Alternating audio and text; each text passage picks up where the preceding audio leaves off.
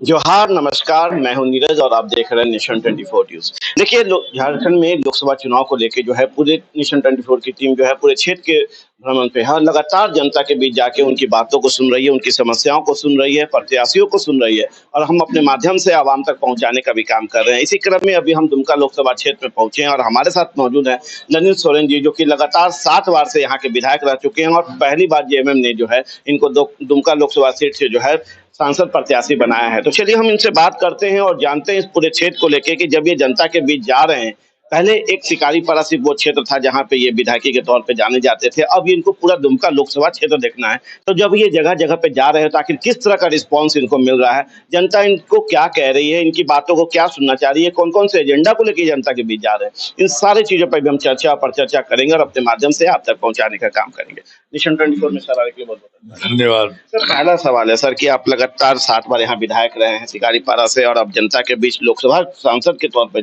जा रहे हैं प्रत्याशी के तौर पे, तो किस तरह का रिस्पॉन्स जनता से आपको मिल रहा देखिए, जो हम जा रहे हैं वैसे तो बहुत बड़ा एरिया है, एकदम धनबाद के बॉर्डर तक मैंने सटा हुआ है धनबाद के भी। और इधर आपको राजमहल का क्षेत्र इधर भी है, बहुत काफी लंबा है।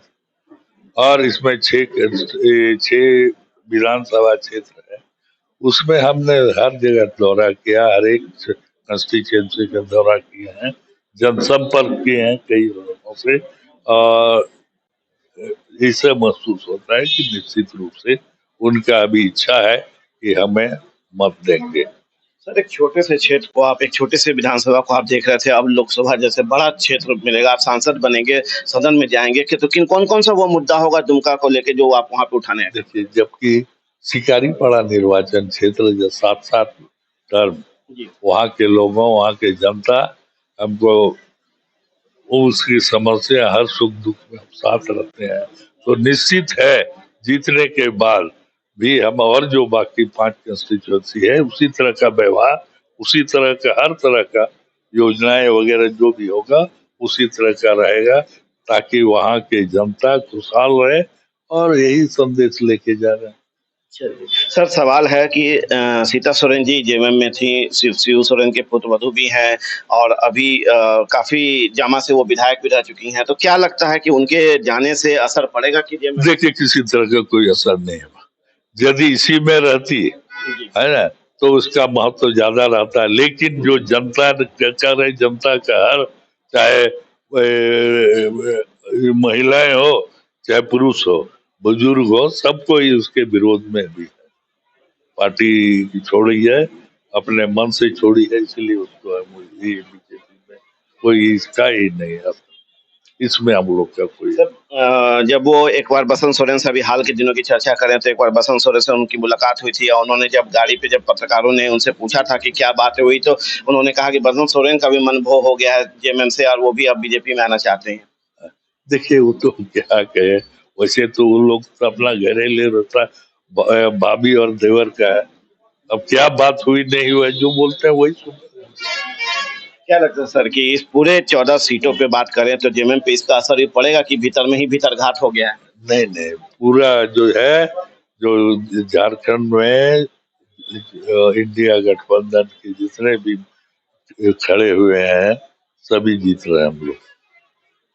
सर अब अगला सवाल हमारा आपके आपसे ये है कि सर कि यदि 14 में से आप 14 जीत रहे हैं तो 2019 की बात करें कि 14 में से 12 सीटें जो है बीजेपी ने जीता था, 2 सीटें सिर्फ आप लोग के हाथ आई थी और इस बार आपका कहना है कि 14 इस में बार 14 सीटें। जो है जनता समझ गए है कि बीजेपी जो है फ्रॉड है। फ्रॉड उन लोगों का कहना जो भी है सब गलत है।